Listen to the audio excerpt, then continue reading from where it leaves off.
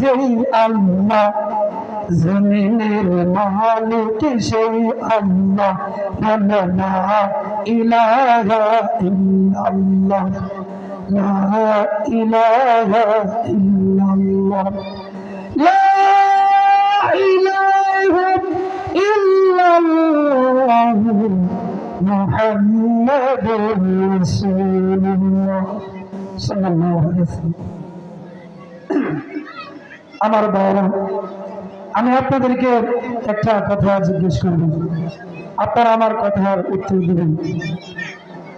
সর্বকালের সর্বশ্রেষ্ঠ মহামানব যিনি, বলেন তো ভাইরা আমার, সেই মানুষটির নাম কি?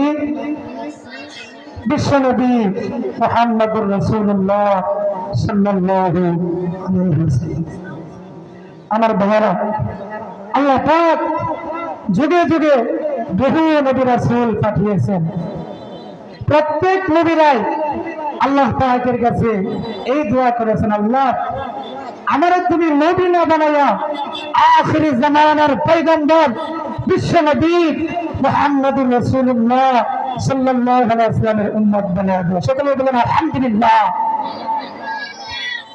আমার ভাইরা, আমরা এত বড় একজন দামি নবীর উম্মত হতে পেরেছি। আল্লাহ পাক আমাদেরকে এত বড় একজন নবীর উম্মত হওয়ার তৌফিক দিয়েছেন। সেজন্য আপনারা খুশি না বেজার? খুশি না বেজার? খুশি থাকলে হাত উঁচু করে দেখান। আল্লাহ আমাদের সকলকেই তুমি বিশ্ব নবীর হাতে আশিক বানায় দাও। সকলে বলি আমিন। আজকে সেই বিশ্ব নবীকে নিয়ে কিছু আলোচনা হবে, শুনতে রাজি আছেন? আমার ভাইরা আমার, আমাদের নবী বিশ্ব নবী মুহাম্মদুর রাসূলুল্লাহ সাল্লাল্লাহু আলাইহি ওয়াসাল্লাম, তিনি ছিলেন গোটা মানব জাতির জন্য রহমত। যিনি সমাজের অসহায় এতিম মিসকিনদেরকে যিনি সন্তানের অধিকার দিয়েছিলেন, সন্তানের আসনে বসিয়েছিলেন, তিনি আর কেউ নন, তিনি হচ্ছেন আমাদের প্রিয় নবী বিশ্বনবী মুহাম্মদুর রাসূলুল্লাহ সাল্লাল্লাহু আলাইহি ওয়াসাল্লাম। আমার বন্ধুগণ, আল্লাহর নবী বিশ্ব নবী জনাব মুহাম্মদুর রাসূলুল্লাহ সাল্লাল্লাহু আলাইহি ওয়াসাল্লাম, এদের নামাজ পড়ার জন্য নবীজি দেখা যাচ্ছেন। রাস্তার পাশে দাঁড়িয়ে একটা এতিম বাচ্চার কান্নার আওয়াজ ভেসে এলো। এতিম বাচ্চাটির কান্নার আওয়াজ শুনে নবীজি, দয়ার নবী, মায়ার নবী, তিনি আর সামনে এগোতে পারলেন না। তিনি থমকে দাঁড়িয়ে গেলেন। এতিম বাচ্চাটির কাছে আসলেন, জিজ্ঞেস করলেন, হে শিশু, তুমি কাঁদছো কেন? কারণটা কি আমার কাছে বলো। তোমার কি সমস্যা? তোমার কি দুঃখ? আমার কাছে বলো।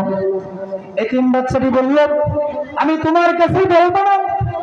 আমি সেই সকাল থেকে দাঁড়িয়ে আছি, এখান দিয়ে যখন আমার দয়ার নবী, মায়ার নবী, এতিম নবী, বিশ্ব নবী মুহাম্মদুর রাসূলুল্লাহ সাল্লাল্লাহু আলাইহি ওয়াসাল্লাম যাবেন, আমি আমার বিশ্ব নবীর কাছে আমি আমার মনের দুঃখের কথাগুলো বলবো।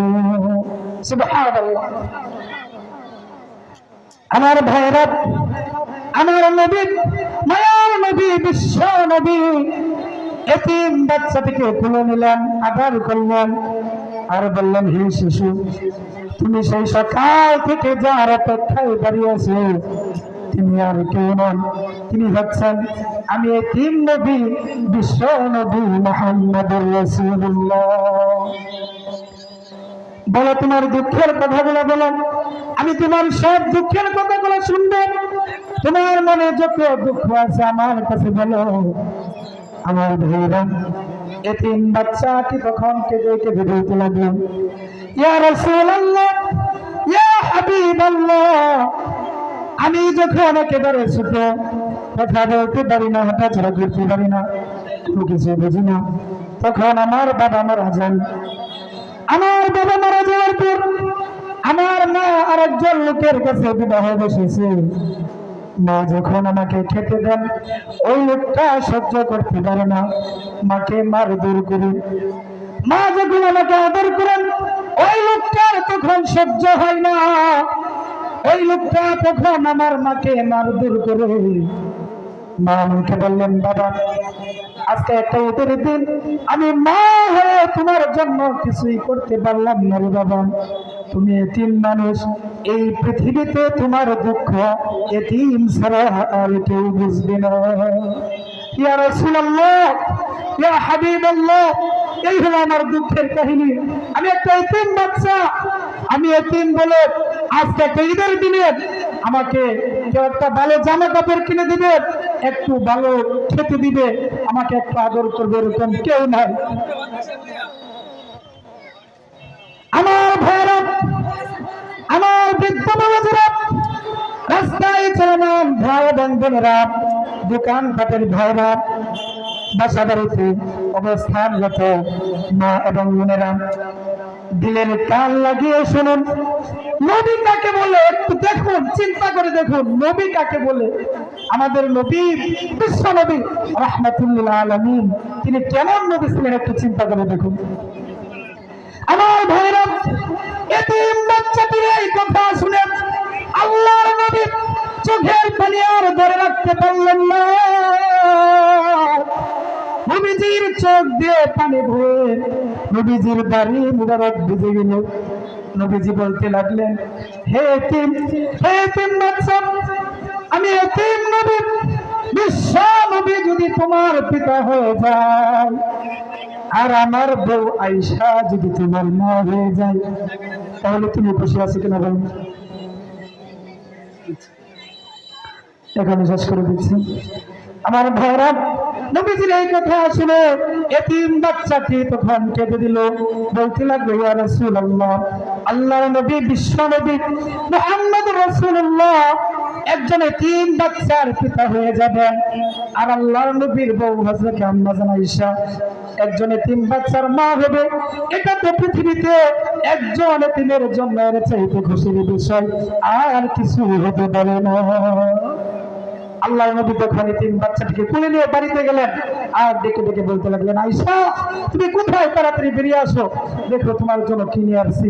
আজকের এই ঈদের দিনে, খুশির দিনে আল্লাহ পাক তোমার জন্য একটা উপহার পাঠিয়েছেন, দামি একটা উপহার। এই নাও, এতিম বাচ্চাটিকে ধরো, আদর যত্ন করো। আল্লাহ পাক রব্বুল আলামিন খুশি হয়ে যাবেন। সুবহানাল্লাহ। আল্লাহ পাক আমাদেরকে নবীর আদর্শে আদর্শবান হওয়ার তৌফিক দান করুন। সকলে বলি আমিন।